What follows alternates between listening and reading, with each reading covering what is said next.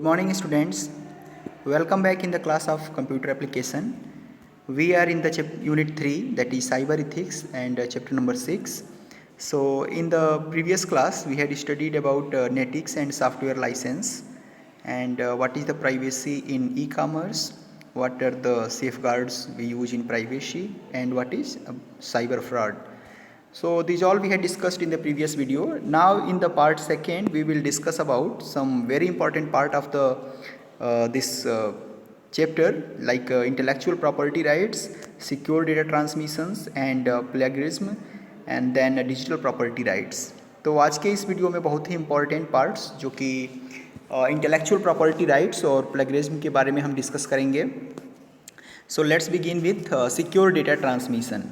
So secure data transmission means applying enough technical safeguards so that data travels safely to its target without being compromised or eavesdropped.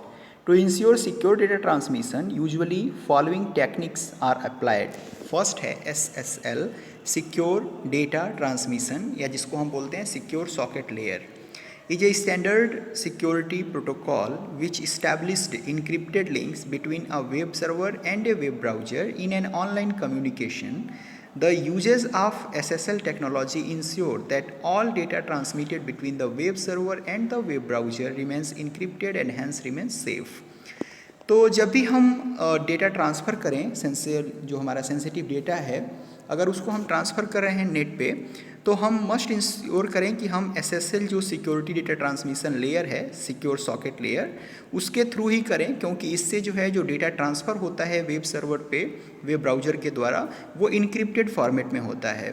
तो अगर कहीं से data leak भी हो रहा है तो जो भी यूजर होगा वो उसको डिकोड नहीं कर पाएगा, इसीलिए वो उसका कोई भी यूज नहीं कर सकता है, उसके मिसलीड होने की चांसेस बहुत कम हैं. सेकेंड है data encryption. Encrypted data when sent over internet is hard to steal and hence is safer. जब डेटा इंक्रिप्टेड फॉर्म में होता है, जब आपका ओरिजिनल डेटा साइफर टेक्स्ट में चेंज हो जाता है, तो कोई भी पर्सन उसको ईजिली रीड नहीं कर पाएगा या उसको यूज नहीं कर पाएगा, इसीलिए डेटा सेफ होता है. Use safe protocol such as for files, use secure FTP, file transfer protocol use करेंगे आप अगर आप अपनी फाइल्स को ट्रांसफ़र कर रहे हैं. Whenever possible one should use safe protocols that use some safety shells such as SSH. It will ensure the safety of data being transferred. इसके बाद से है 6.3 other ethical issues. These days we can easily say that our society is information society and our era is information era. As we all know that information is the means to acquire knowledge, in other words, we can say that information forms the intellectual capital for a person or body.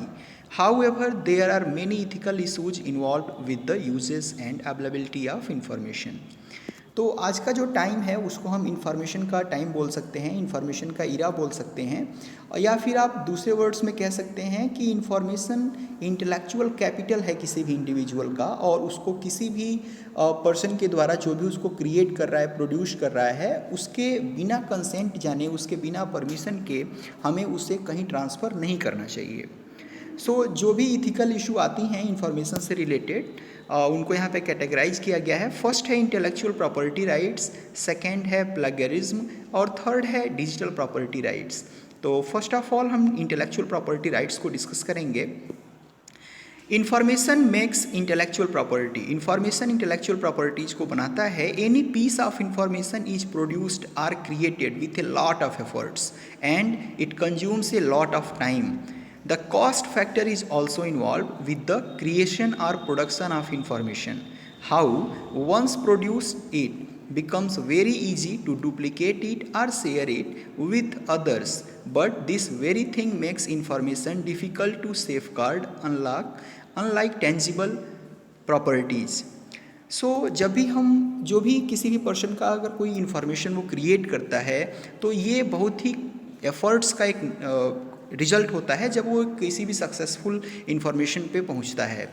या फिर वो उसमें उसको काफ़ी सारा time भी consume होता है, और अगर हम कॉस्ट फैक्टर की भी बात करें तो काफ़ी ज़्यादा मनी भी स्पेंड करनी होती है किसी भी इंडिविजुअल को या किसी भी बिजनेस ऑर्गेनाइजेशन को कोई भी प्रोड्यूस क्रिएट करने में।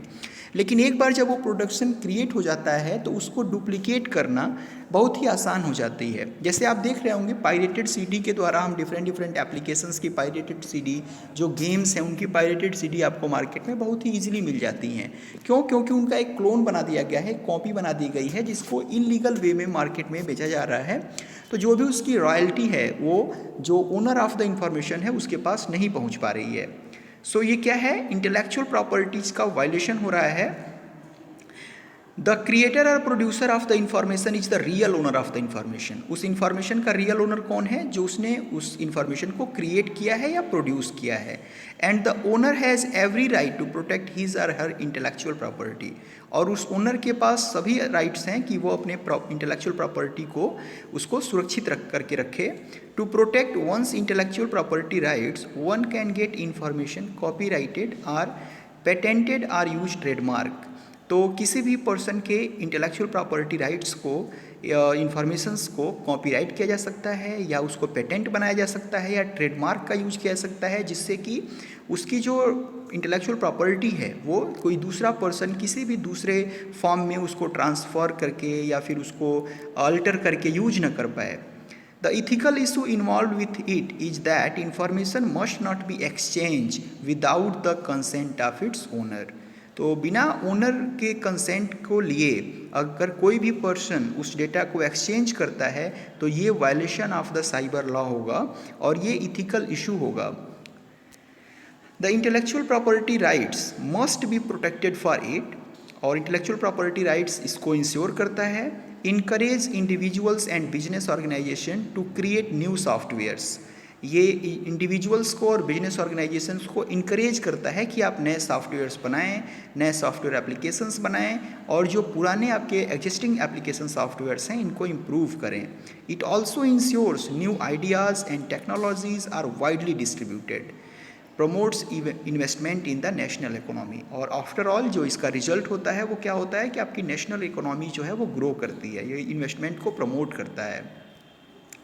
इसके बाद से सेकेंड इंपॉर्टेंट टॉपिक है plagiarism.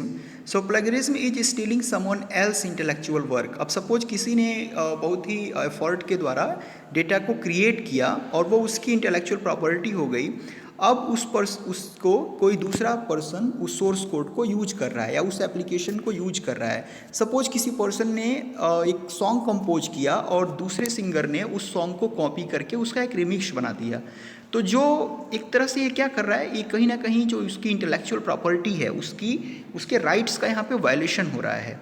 So if you look into an English dictionary to find the meaning of word plagiarism, it will give somewhat like the unauthorized use of close imitations of the language and thoughts of another author and the representation of them as one's own original work.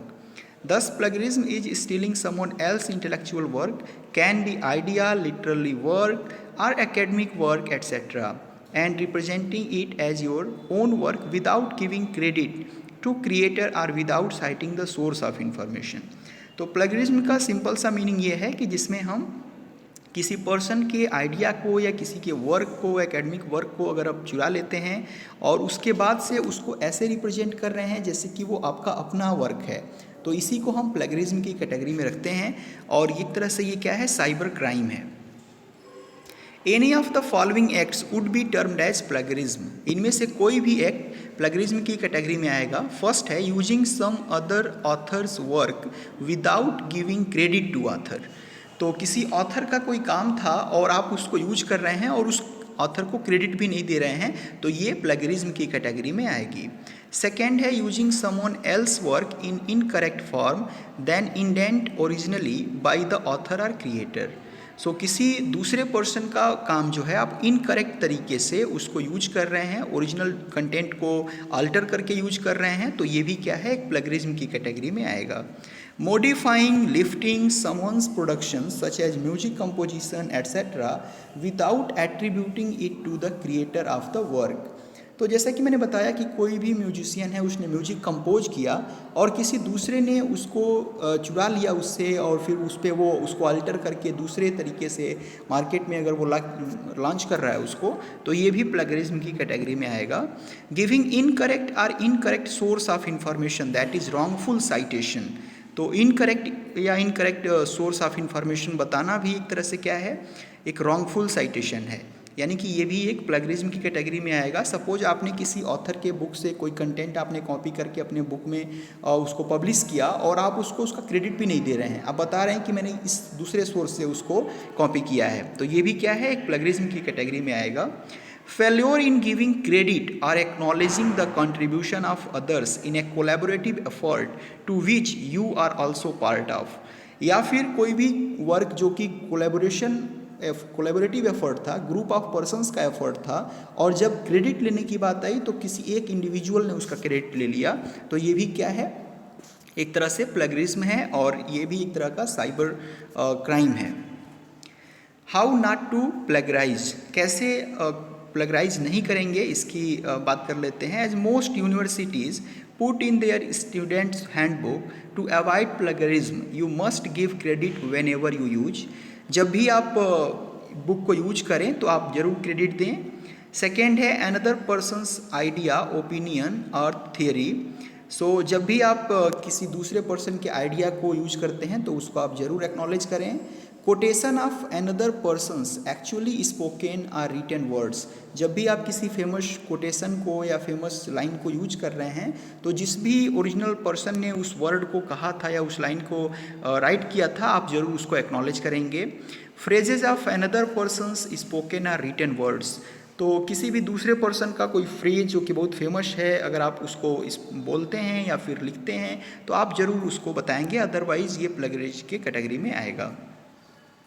Plagiarism is an offence, plagiarism क्या है, एक अपराध है। If plagiarism involve copying not only ideas but also a substantial portion of a copyrighted work without attribution and without permission, it would amount to both copyright infringement and violation of the special right of the author to be credited. Copyright infringement and the violation of the author's right to be credited are both civil wrong and criminal offenses. A civil suit may be instituted and criminal charges may also be filed. Both civil suit and criminal charges are punishable offense and amount to fine and penalties.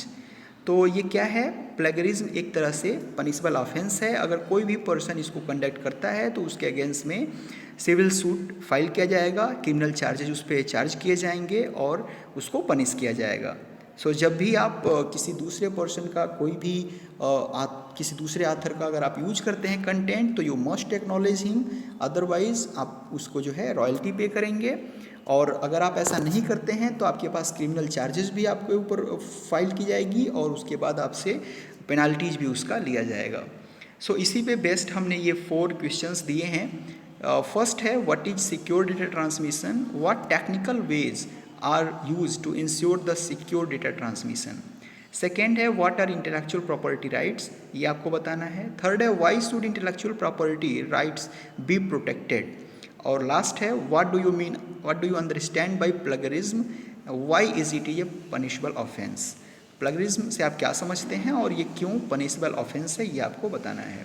सो आज के इस video में बस इतना ही। Next video में हम digital property rights की बात करेंगे। So thank you for watching and thank you for joining.